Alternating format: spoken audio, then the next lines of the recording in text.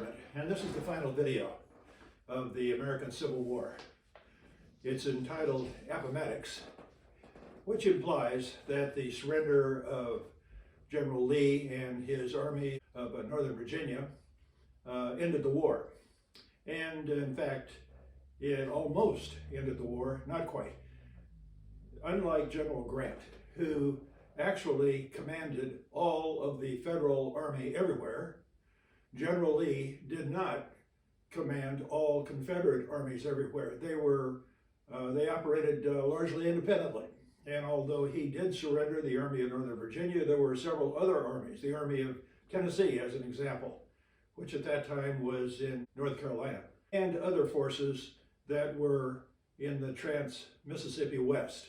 But at any rate, the surrender of Lee at Appomattox symbolizes the end of the American Civil War. The success of the Federal assault at Petersburg on the 3rd of April finally tipped the balance. Realizing the situation was hopeless, President Davis, Confederate President Davis, attempted to evacuate the government's archives, treasury, and key officials during that afternoon. Confederate units received orders to withdraw and assemble on designated routes, and the Army of Northern Virginia began marching out of Petersburg and Richmond that night. That is the night of the 3rd of April. The only avenue of escape was to the west and the south. And if freed from federal pressure and again able to maneuver, General Lee could possibly cooperate with that rebel army in North Carolina, which was commanded by General Johnston. General Lee's force was reduced to less than 30,000 men, poorly equipped and half-starved. Even if they combined the two armies, they could not prolong the war against an ever-increasing federal strength.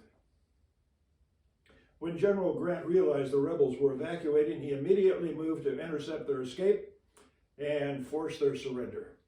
Over the next 6 days, a series of running fights and desperate rear guard actions described the Confederate retreat.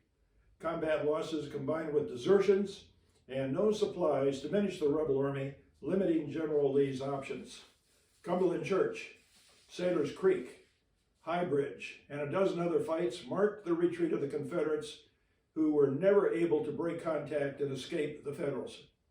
Constantly pressed from the rear, while additional Union forces headed off their advance, General Lee could not halt to confront one threat without becoming vulnerable to attacks from other Federal forces.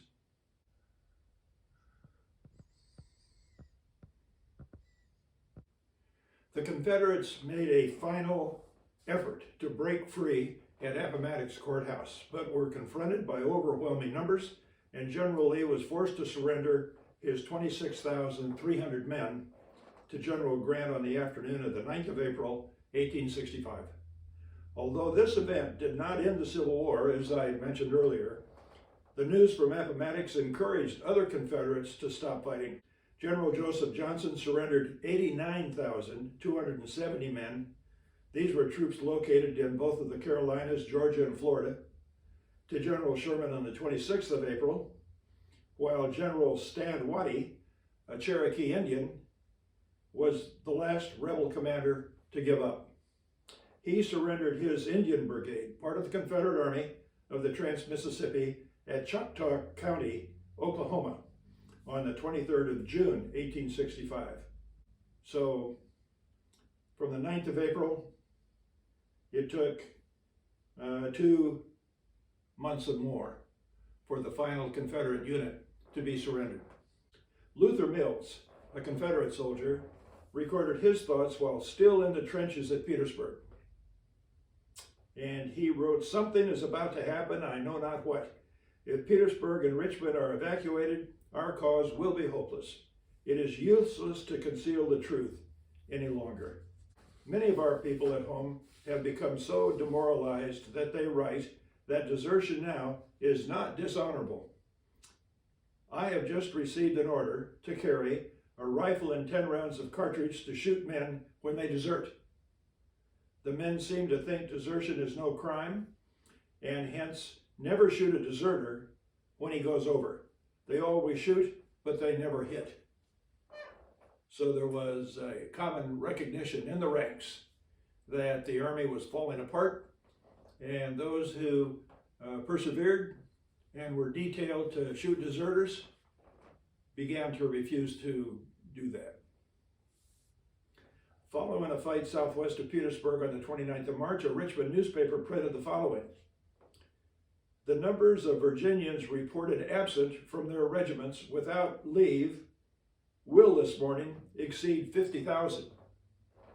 What can this mean? News reaches us tonight that General Pickett has lost control of his troops at Five Forks, and that the Yankees are gradually moving toward Richmond. Our troops have become discouraged and are easily confused."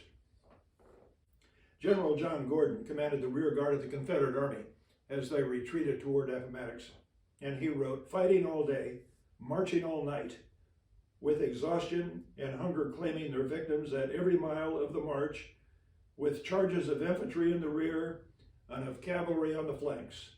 On and on, hour after hour, from hilltop to hilltop. The lines were alternately forming, fighting, and retreating, making one almost continuous shifting battle. Here, in one direction, a battery of artillery becoming involved. There, in another, a blocked ammunition train requiring rescue." That would be a blocked wagon train carrying ammunition.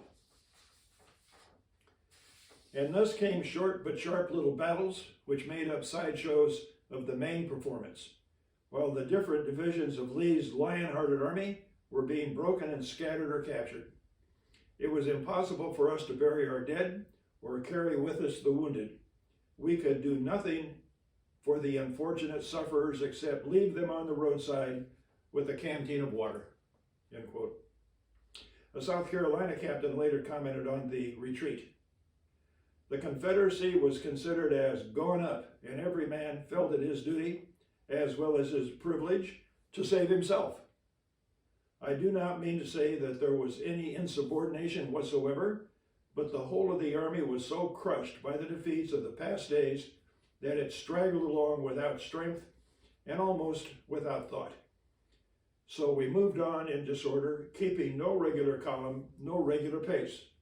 When a soldier became weary, he fell out, ate his scanty rations, if indeed he had anything to eat. He rested, rose, and resumed the march when his inclination dictated. There were not many words being spoken." Several years later, General Grant recalled General Lee's surrender in his memoir. And he wrote, "When I left camp that morning, I had no expectation so soon. The result that was then taking place, and consequently was in rough clothing. I was without a sword, as I usually was when on horseback in the fields, and I wore a soldier's blouse for a coat, with the shoulder straps of my rank to indicate to the army who I was. When I went into the house, I found General Lee. We greeted each other, and after shaking hands, we took our seats. I had my staff with me, a good portion of whom were in the room during the whole of the interview. We soon fell into a conversation about old Army times. He remarked that he remembered me very well in the old Army. Our conversation grew so pleasant that I almost forgot the object of our meeting, and said that he had asked for this interview for the purpose of getting from me the terms I proposed to give his army. When the news of the surrender first reached our lines, our men commenced firing a salute of 100 guns in honor of the victory. I at once sent word, however, to have that stopped. The Confederates were now our prisoners, and we did not want to exult over their downfall." A Michigan soldier who signed his letters William wrote his family from the glorious field where General Bob Lee surrendered. "I am so happy I don't know what to say. Well, at last we have really broke the backbone of the rebellion. We have had a hard time of it, I assure you, but I feel well repaid. I was bound to see the last ditch and believe I have found it. For I now consider the rebellion virtually over. I suppose you are all crazy with joy. If you are not, you should be. Many of the Rebs are over taking supper with our men. they have a keen relish for a cup of Yankee coffee. It's a regular jubilee for both armies. This is a big thing. So William was happy to be there. General Pickett, following the war, was once asked what led to the Confederate defeat. And his reply was, "I always thought the Union Army had something to do with it." Not only that, but the North had continued to develop and grow stronger during the course of the Civil War, while the South was thoroughly defeated and would remain devastated for years to come. And so ended the nation's most catastrophic experience, an American tragedy visited on the American people by American racists and bigots, a cancer willing to destroy the nation to perpetuate their own privileged lifestyle. What they actually succeeded in accomplishing was the emancipation of their own slaves, while largely destroying their own entitled way of life, and at the same time dooming the people of the Confederate States to a century of poverty and lost opportunity.